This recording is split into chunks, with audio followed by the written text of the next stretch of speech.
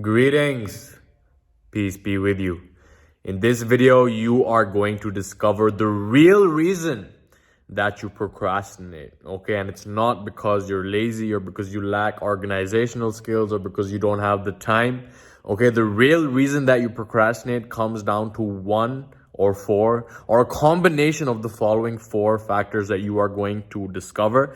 And if you stick to the end of this video, you will know exactly which one of these four factors is contributing to your procrastination and how to overcome it so that you can become the type of person that gets things done predictably, reliably, and consistently. Okay, so there is a researcher by the name of Pierce Steele who came up with the procrastination equation after studying, I don't know how many research papers he looked at, but he basically compiled like a meta-analysis study, which is a combination of a lot of different studies, and came up with the following equation, which he really won the Nobel Prize equivalent in the area of psychology for, okay? And he said that procrastination is equal to value times expectancy divided by impulsivity times delay. So let's break down each one of these factors and get clarity on which one you are following short on so that you can correct it and begin to take some action towards becoming the man that you know you're capable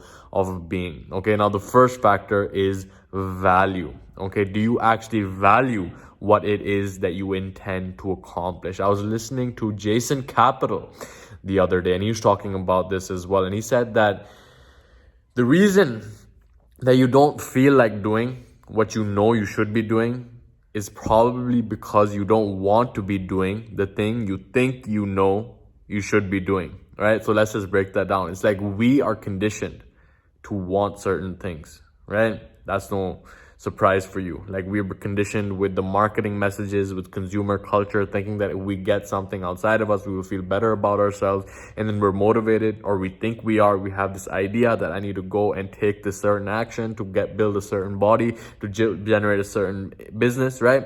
If these are things that you truly want, why do you not feel like wanting them? Or why don't you feel like doing the things that would allow you to experience those in your life, right? So it really comes down to value. Okay, do you actually value that thing? Because like, for example, you're like, okay, I really need to lose some weight, right? And it's like, why do you need to lose some weight? Oh, it's because my wife was saying I need to lose some weight. Oh, it's because my kids said I gained some weight. It's like, what about your own opinion of yourself? Do you actually value getting in shape and your health and your physical vitality? Because at the end of the day, we are all making a choice. And that choice determines what we value, not what we say, okay? So if you have this intention of starting a business, let's say, and you keep on procrastinating towards taking action, then it's probably because it's not what is in alignment with your highest self. Okay, the things that are meant for us, the things that are true to us, they have a tendency to pull us towards them. Okay, that's one aspect of it. And the other aspect of it is that our minds have been hijacked. Okay, we're going to be diving deeper into this, into the third factor in this equation. But it's so many times we have been conditioned for the instant gratification, which leads us to believing that we are entitled to these results without doing the work. Or if I invest in the course, then I'm entitled to the result. But the reality is, yeah, if you buy a course, that is you making commitment, that is you putting your money where your mouth is. But the course instructor can't do the course for you. He can't do your push-ups for you. No one can do the work for you.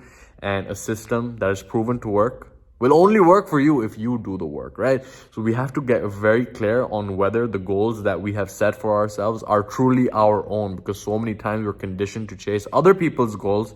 And as a result of that, we experience so much resistance. We experience so much anxiety on the path towards achieving the goal. Okay, the way that you know whether you value something is when you enjoy the process towards it. Okay, I'm not saying even for a second that there will not be resistance. Okay, resistance is part of the process. The more important an activity or task is for your soul's evolution, the more resistance you will experience.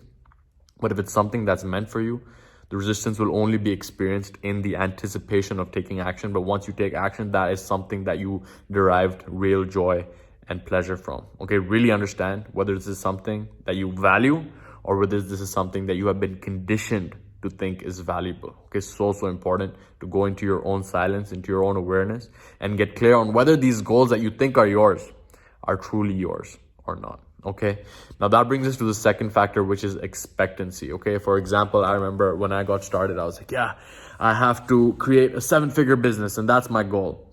And coming from someone at the point who hadn't even generated $1,000 online, it was outside of my realm of expectancy. Okay, understand that we all have a subconscious thermostat, right? We have a wealth thermostat. We have a thermostat for everything, for our health, right? And that is basically the baseline in our life.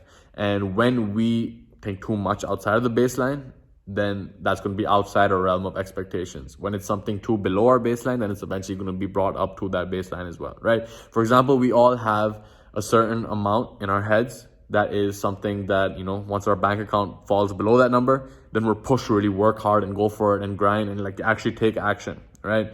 On the other hand, if we have too much in our bank account, which is higher than our subconscious thermostat, then we will begin sabotaging ourselves to bring it back down, okay? So this is a process in elevating how you see yourself, in elevating what you are comfortable with, because understand that you will never achieve anything that is not in your comfort zone. Okay, this has been a huge lesson for me because like anytime I've hit a certain benchmark or a certain standard or a certain goal, it's like it was expected. It's like, yeah, it's bound to happen, right? It's like you achieve it in your mind, you achieve it in your vibration, you achieve it in your frequency before you achieve it in the material world. This is why so many times we think that a certain goal will help us feel fulfilled, happy, joyful. But speaking from experience, and maybe you can relate to this as well, sometimes we think that something outside of us will make us feel happy. And then we get that and we realize that we were feeling the same way.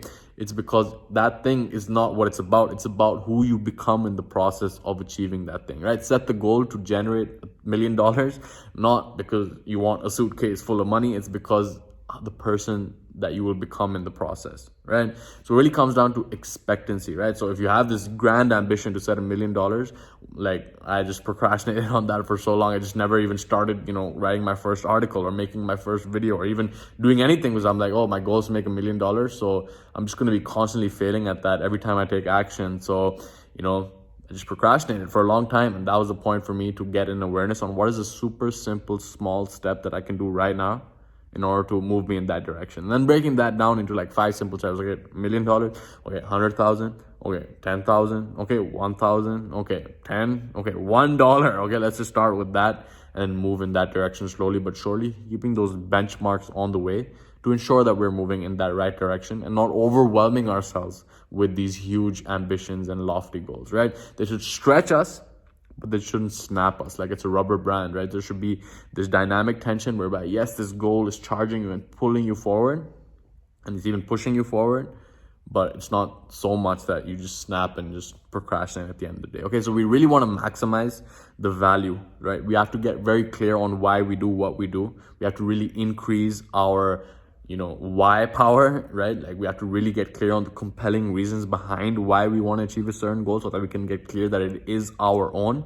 And secondly, we have to increase our expectancy towards creating it, right? Which means that it should be something that is, not so much outside what you are currently used to. Yes, it can be, but then breaking that down further down into something that you can expect yourself to achieve, okay?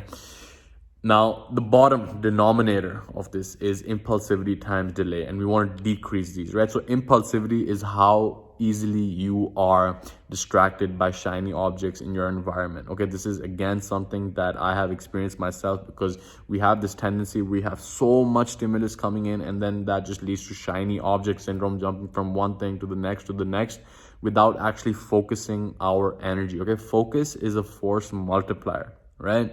Like, yeah, you can do things to increase your energy, right? Energy is the only thing you have. You can go eat well, you can sleep well, you can go to the gym, you can do all of these things, but then your energy's peak capacity is at a certain point where you're just vitalized. But then when that energy is scattered, right, through all of these different thoughts that you have, through all of these different stimulus that you're picking up, through all of these different notifications that you're getting from like going from your phone to your laptop to a next YouTube video to the next YouTube video, right? That's impulsivity. It's the opposite of focus. So we really want to reduce that impulsivity. Certain things that we can do, certain activities that we can do, like Pomodoro, like timing yourself each time that you work, like meditation, increasing your focus, right? You really want to get focused in this distracted world because otherwise we will just be looking in a million different directions and never really focusing in one direction, right? It's like a lamp has the same amount of energy as a laser, but when that energy is focused in a singular direction is when that laser can burn through walls, right? It's the same thing with your attention. When it's scattered, it can't make much of an impact, but when it's focused, that is when we can really create some significant progress in our life. So we really want to decrease that impulsivity, and we want to decrease the delay. In other words, we want to set a deadline for our activities. Okay, when there's no deadline, then it's so easy to procrastinate. You can relate to this if you have been through the modern education system, where they assign you an essay that's due in 1 month, and then you just procrastinate, and suddenly within that last 2 days, you pull an all-nighter, you get it done. You didn't procrastinate at all because that deadline was there. You had to meet it. Okay, so the real reason is really because either you don't value the goal enough. Okay, either that's a goal. The real reason you procrastinate, that is, you don't value the goal enough. Okay, you don't expect you can achieve it, or you don't have a deadline, or you're just too impulsive and you've been chasing shiny objects. So which one is it for you? Leave a comment below. Is it that you don't value your goal? Is it that you are not expecting that you can achieve it? You don't believe in yourself. Your goal is too big compared to your current capability, right? Is it because you're too impulsive, you're too distracted, you're too addicted to your phone, you're too addicted to distractions? Or is it because you have not set a deadline for yourself? And you can understand how you can maximize these factors and how you can minimize the denominator, so that you can become focused and become someone who is not identified as a procrastinator anymore. Okay, so many times our identity is what holds us back. Oh, I am lazy. Oh, I am disorganized. But is that true? Or are you just acting lazy, right? You're not going to be lazy when a lion is chasing you, right? It's like all about the context. So understanding that it's not you, right? It's about having an awareness on where you're falling off and plugging in those leaks, so that you can become the type of person that gets things done reliably. Okay, so leave a comment below letting me know which one of these 4 factors is affecting you the most, and I will do my best to help you out. I read every single comment, and I love opening up the discussion with you. Okay, and like the video if you like it. It really helps the channel grow. Subscribe if you have not already. But with all that being said, this has been Mo, and I will leave you in the peace and power of the one infinite creator. Much love to you. Take care.